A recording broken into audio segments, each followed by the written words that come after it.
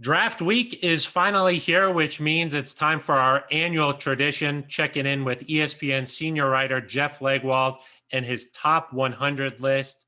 Leggy, thank you so much for taking some time to join us here. I know last year you got 84 of the 100 correct. How is the process different this year for you?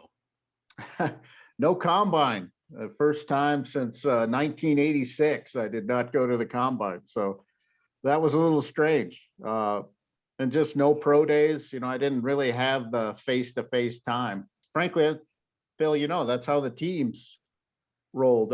I think the Broncos were one of the most active on the pro day circuit. They hit a bunch and maybe among the most in the league. And then you had a team like the Rams essentially say they weren't going to any pro days. Yeah, we saw George Payton go to a lot of those pro days all over the country here. I know everybody has an opinion about your list. If we want to just dive in, I know most eyes go to the quarterbacks first. Yeah, and you had Zach Wilson as your fourth quarterback on the list, which maybe was a surprise for some people, huh? Well, I've changed a little with the times. I like to evaluate quarterbacks to how they fit the way the game is played now.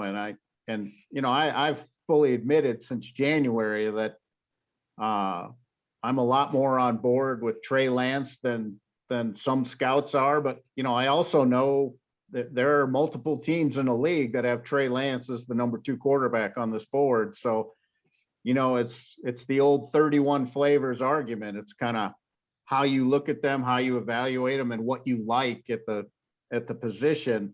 I just think, Trevor Lawrence is number 1, obviously. And I think in the big picture with this class, I think all the quarterbacks are going to get overdrafted, above their actual grade. And I think even teams would privately admit that. But I think of the group, Lawrence is really the only one who's ready to play this year. And I think for a player like Trey Lance, I think you select Trey Lance and simply say, you take the Mahomes approach. We don't want him to play this year. We want him to learn. He's only 20 years old, Phil. I mean, he won't even be 21 until next month, May. So you're talking about a guy, if a team takes Trey Lance at the end of his rookie deal, even if you take the 5th year, he's 25 years old. I think he checks the prospect box in so many ways. But, I had Lawrence, Lance, Fields, Zach Wilson, and then Mac Jones. I think 3 of the quarterbacks in my mind have first round grades. So you think that some teams overvalue a little bit too much and they don't trust their grade? I think some teams feel the pressure. I mean, I think the Mahomes effect in the league. He's the best quarterback in the league. He's only 25 years old. He's not even to his prime yet. And he's been to 2 Super Bowls. He's been a league MVP.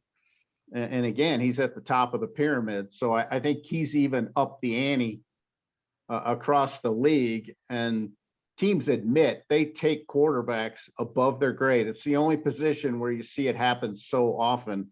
It is the ultimate draft for need over best player available, because every time a team takes a quarterback, especially in the first round, they are drafting for need right out front because they're saying this is the player we need. And I find it remarkable. If you talk to a general manager during an NFL season, they'll say, oh yeah, there's 5 or 6 really great quarterbacks in the league. That's what they'll say. And yet those same general managers will treat every draft like there's 5 great quarterbacks in every draft.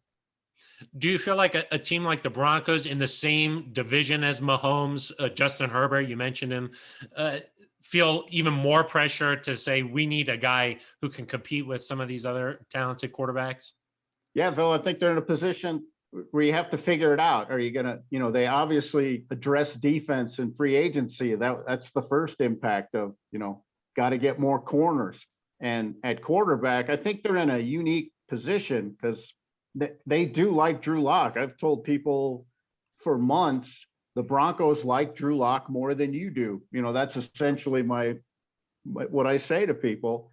And I think they've proven that. They largely sat out free agency at quarterback. They took a little toe dip in Matthew Stafford to see what the price tag was. And then when they saw what it was, they said, never mind, we're moving on. But they're in a unique position because say they take Trey Lance or Justin Fields or make a move to do it, they would have two quarterbacks on rookie contracts. So very little salary cap impact at the most important position on the field. And if Drew Lock plays great in 2021, if he plays really well, then they have the ultimate chips in the game. They could move a quarterback in 2022 to another team if they wanted, have the prospect they like, and recover, Mondo assets in return. Because when, if you're trading a viable quarterback, it's good for you often, to what you get in return. So I think, you wouldn't be taking a player with your first pick who plays this year necessarily, but for your franchise, you may have some really good value down the road if they are correct about Drew Lock. Looking back at your list here, the top defensive player on there was Patrick Surtain from Alabama. What did you like about his game? Phil, other guys are faster. Other guys have more of the, tested better and some of those things. I believe he's the most complete player in terms of physically, his understanding of the game, how he's been coached. He is a very advanced player. He'll be a walk-in contributor starter right away.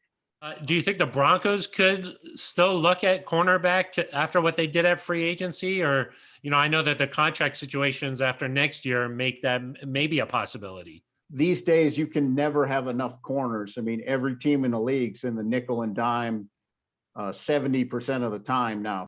Base defense now is almost a situational look. You got to think, you got to flip the coin a little bit. They should take corners every year. I think it's evolved into that kind of position. And this board is a thin board overall. It's very top heavy. The good players are very good, but once you get to the 5th, 6th, 7th round, it's a thin board. I mean, teams are going to be drafting guys in the 7th round this year they don't have a draftable grade on. And the last one for you, Leggy, I'll put you on the spot. What do you think happens here at 9 for the Broncos? Well, the Broncos are in a weird spot, Phil. I mean, they really can't do anything until Atlanta makes a call. If Atlanta takes a quarterback, that changes the landscape a great deal, because now you're saying the Broncos have to like 5 quarterbacks in the top 10. And that would be very rare for a team to have 5 quarterbacks. I can't think of it ever happening where a team had 5 quarterbacks graded in the top 10. So if Atlanta takes a quarterback or trades the pick to a team that does, I think that points the Broncos another direction. Unless, of course, if somehow Trey Lance sort of slips through and starts to come down the board a bit, then I think the Broncos have to take a long look at that. Just, either he or Fields. If one of those guys pops past the number 4 pick, then I think the Broncos have to take a look at that, because, if things go the way they plan, they don't plan on being in the upper half of the first round again. When are you going to take a quarterback again or have the opportunity to? So I think that may play into it as well. And, George is in the first year of a long-term 6-year deal. So, he can approach things that way if he chooses. But I think, his head coach will want as many players as can contribute right now. So I think that's always the balance for a team like the Broncos. What do you do for the current staff and keep building for the future? But I think quarterbacks in play, depending on what the Falcons do at number 4. Well, we're looking forward to the drama unfolding on Thursday night. Jeff, thank you so much for sharing your insight. Thanks, Phil. We'll see you.